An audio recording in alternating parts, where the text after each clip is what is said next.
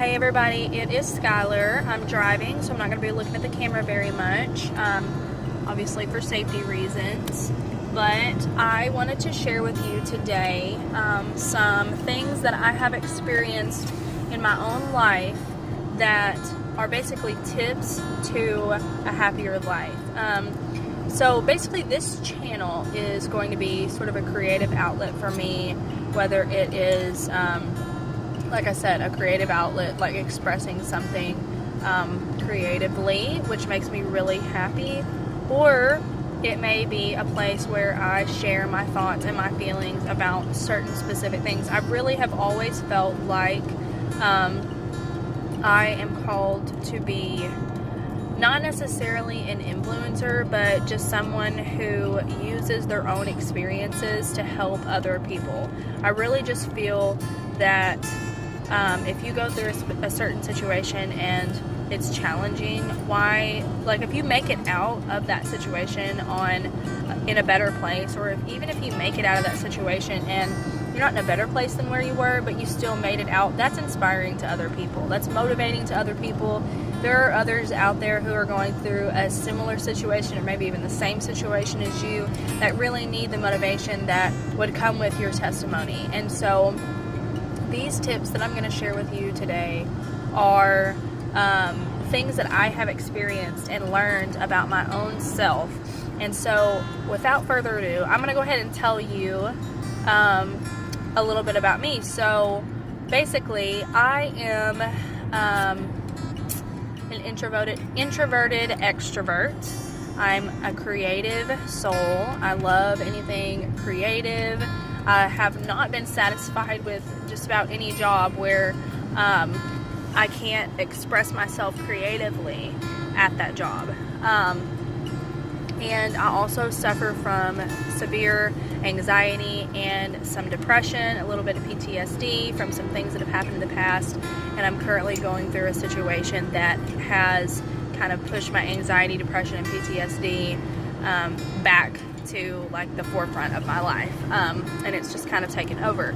So the number one thing that I want to say with, tips for a happier life is going to be not to let your anxiety and depression control you. So that can be a lot easier said than done, and I'm living that every single day, where some days are really good and some days are really bad. Some days are just okay, and I'm just kind of getting by. And on the days where everything is falling apart, those are the days that you need to realize that you're allowing this. I realize that anxiety and depression sometimes are things that comes with a chemical imbalance in the brain. It's like scientific. It's an actual unhealthy part of you, and it's okay for your brain to be sick. However, in my own life, I have allowed my depression, my anxiety, my PTSD, or whatever I have issues with to take over my life. It's completely crippled me, completely debilitated me, and I have a very unique situation going on right now where this situation has crippled me. And some people are depressed and anxious just because, like I said, there's a chemical imbalance or your brain is unhealthy, and that is okay.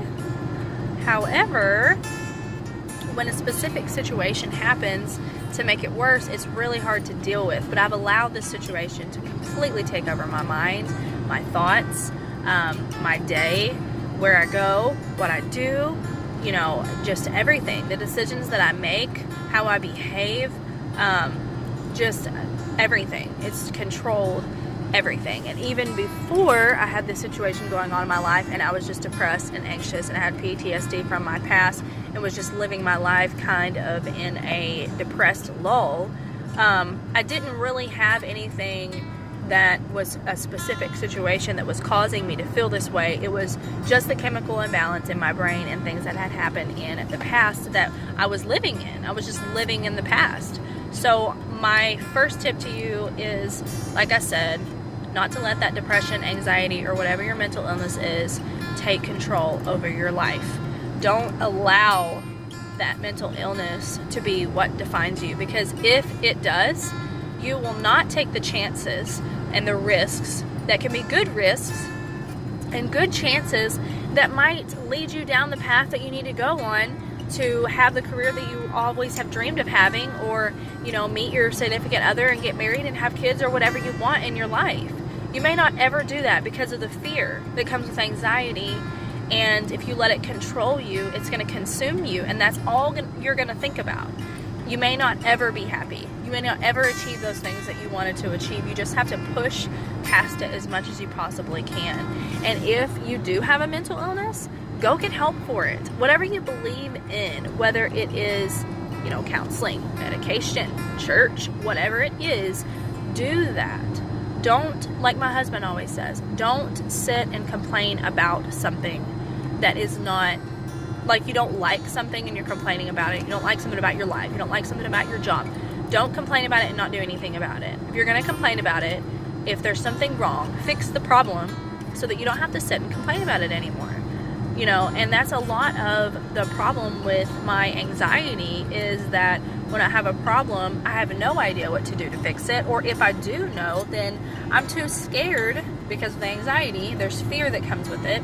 I'm too scared to make the decision or make the move or take the leap that is required of me to fix this problem, if that makes any sense. So that is one of my number one tips to having a happier life, is not to let your depression and anxiety control your life. Now, here is another thing. Whenever I was growing up, my dad always told me, you know, like, pick something to do for a living when you grow up that is going to make the most money, that you're going to be able to tolerate for the rest of your life, because in the end, everyone hates their job. It's just a way to make money. You're always going to hate it, so just pick something that's going to make money so that maybe you can just retire early and it'll be fine. Well, at first, whenever I was younger, and, excuse me, my nose is itching so bad. Anyway, whenever I was younger at first, whenever he first told me that, you know, you want to believe your parents and think that everything that your parents say is gold, you know, most of the time. And my dad had set a good financial example for me, so I wanted to believe that. You know, I took any financial advice from him that I could get and I ran with it.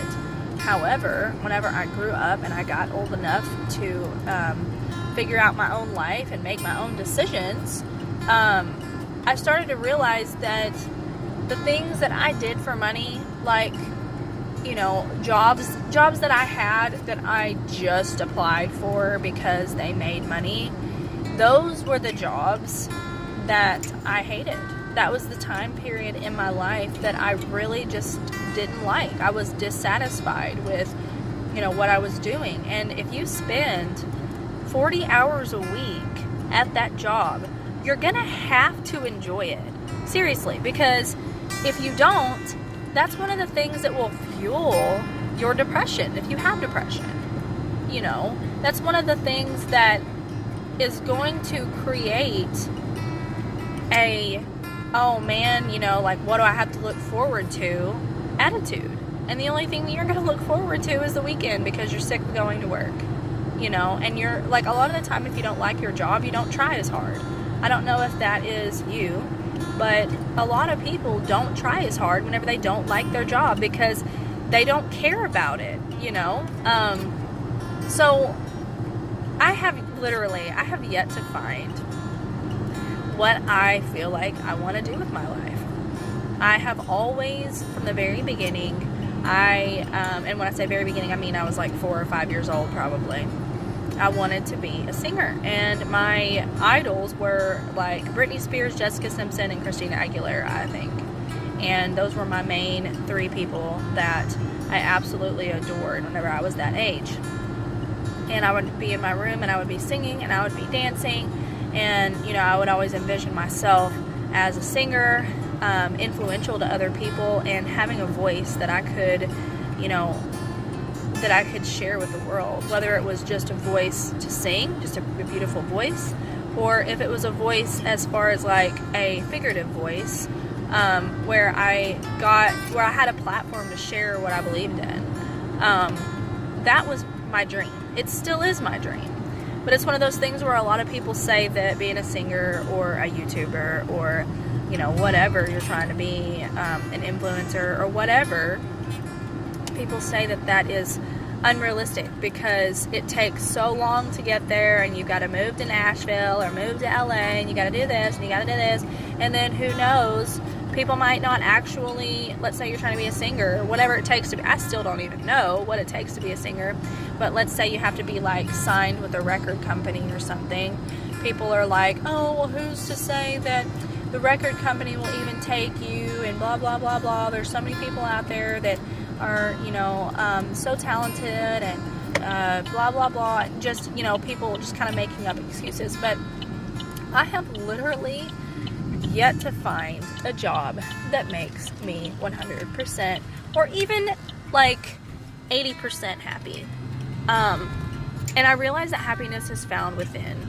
I realize that happiness isn't necessarily something that is going to be made by what you're doing or who you're with or whatever. But I do think that you have to do something in your life, job-wise, that makes you happy, something that you enjoy doing.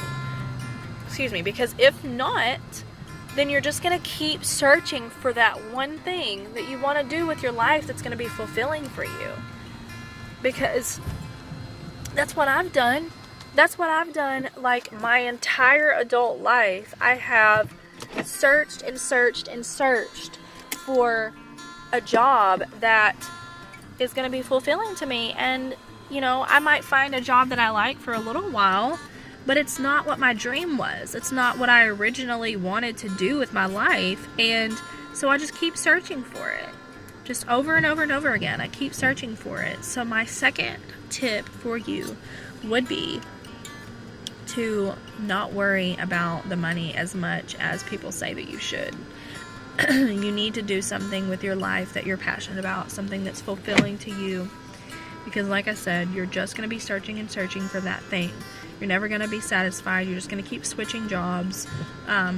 Especially if you have a creative mind, a creative soul like me. You know, it's just so hard to work like a 9-to-5 job where like basically you're just doing like office work or something that's super boring. Some people that's for, you know, but for me it's really not. And you know, I've been pressured so many times to work at a bank or work here or work there. And, you know, while it would bring money for my family and I feel extremely selfish for not wanting to do that, if I did that, I would not be happy. And my babies need their mama to be happy. My husband needs his wife to be happy and to not hate what I'm doing. Because if I did that, I would just be searching for something else. I would, you know, focus on it for a few months, maybe a year, and then I would be looking for something else again. Something that was fulfilling to me. Something that allowed me to have a creative outlet, to be able to express myself in the way that I need to be able to show the talent that I have. And the talent that I have is creative talent. It's not numbers or, you know, physical ability. It's creative talent. It's singing, it's drawing, it's writing, it's, you know, directing, it's managing, you know, which when I say managing, I don't mean managing people. I mean managing, like in high school I did plays and I was the director of the stage for the plays, and I would write the plays and I would direct the actors and actresses in the play. And I know that it wasn't a big deal, you know, like it was a smaller town, but I loved to do that. I love to micromanage. I love to create something and then see the finished product. And that's another reason why I started YouTube, is because I think that YouTube can be an amazing creative outlet for me. And it could also eventually wind up providing for my family. But it's one of those things where I have to do it because I love to do it, not because I'm out for the money. Does that make sense?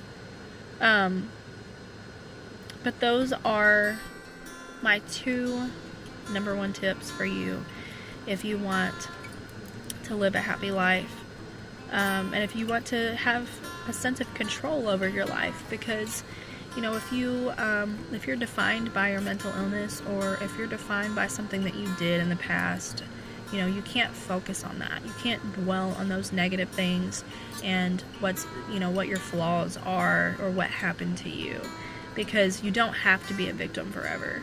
You don't have to dwell on it forever, or it's just going to take over. And, you know, another thing, if you spend 40 hours a week at a job that you hate, your life is not going to be what you need it to be.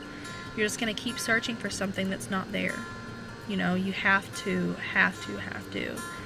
do something that you're passionate about. The money does not matter. If you are passionate about something and you work hard enough at it, you will find a way to provide for your family. And it doesn't matter even if you do, like, start making money. I forgot what I was even gonna say. Dang it. I was doing so good, and then all of a sudden I just forget what I was gonna say. Anyway, thank you so much for watching.